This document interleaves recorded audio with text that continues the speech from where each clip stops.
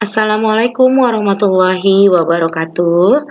Anak-anak ibu, selamat bertemu kembali di video pembelajaran kali ini. Pembahasan kita adalah mengenai perkembangbiakan hewan. Perkembangbiakan hewan terjadi dengan dua cara, yaitu dengan cara generatif dan vegetatif. Baik, pertama yang kita bahas adalah perkembangbiakan secara generatif. Perkembangbiakan secara generatif artinya proses perkembangbiakan dengan cara pembuahan atau perkawinan. Perkembangbiakan generatif yang pertama adalah ovivar. Ovivar adalah proses perkembangbiakan pada hewan dengan cara bertelur. Ciri-ciri hewan yang berkembang biak dengan cara bertelur adalah tidak memiliki daun telinga, tidak memiliki kelenjar susu, tidak memiliki pori-pori tubuh, dan mengerami telurnya. Kemudian pembuahan pada hewan bertelur terjadi dengan dua cara. Ada pembuahan di dalam tubuh hewan tersebut, biasanya cirinya adalah telurnya mempunyai cangkang, ya, atau pembuahannya disebut dengan pembuahan internal. Seperti pada telur bebek, ayam, ya. Kemudian pembuahan yang terjadi di luar tubuh hewan yang disebut dengan eksternal, contohnya pada hewan katak dan ikan yang telurnya tidak memiliki cangkang. Contoh hewan yang berkembang biak dengan ovivar bisa kalian lihat, ada bebek, ada burung, katak, buaya, kura-kura, ikan, ayam, dan penguin. Ini sudah sering kalian jumpai ya di lingkungan sekitarnya. Perkembangbiakan generatif yang kedua adalah vivivar atau melahirkan.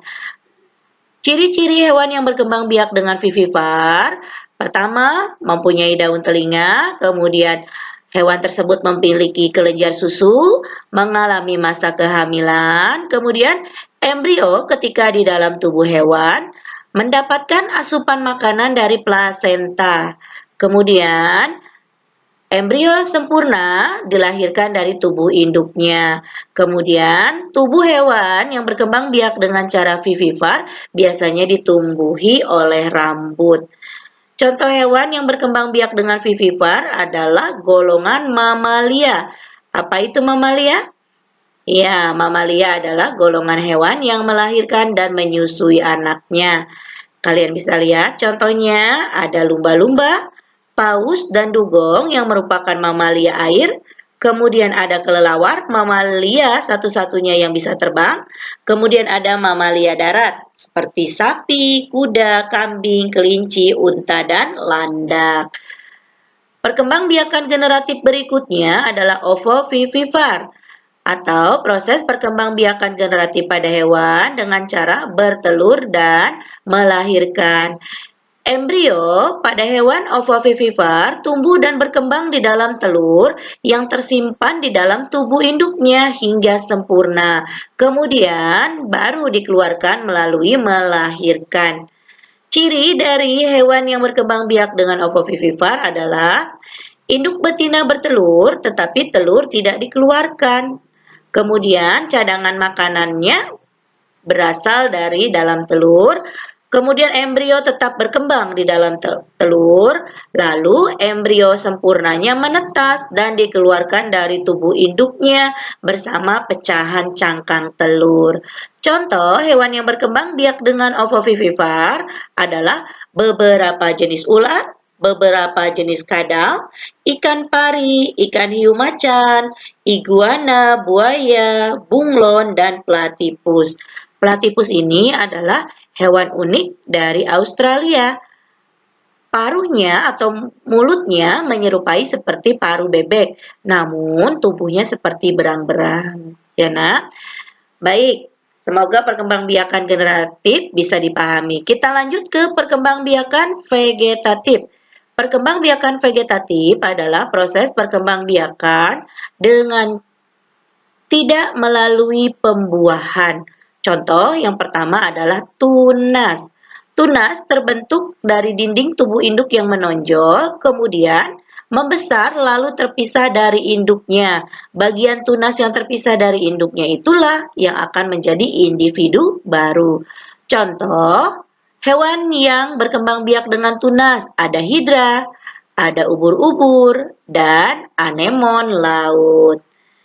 Perkembangbiakan vegetatif berikutnya adalah dengan cara membelah diri, ya. Nah, contoh hewan yang berkembang biak dengan membelah diri biasanya golongan hewan bersel satu atau protozoa. Contohnya ada amuba, bakteri, dan paramecium. Nah, bisa kalian lihat ya tahapannya. Proses pembelahan bakteri. Ini Ibu contohkan bakteri ya. Satu sel bakteri dengan satu inti mulai membelah. Kemudian intinya menjadi dua. Lalu setelah inti menjadi dua, sel juga mulai membelah.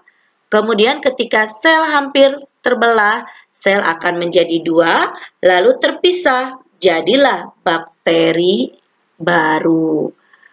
Ya, kita lanjutkan. Perkembangbiakan vegetatif berikutnya adalah fragmentasi.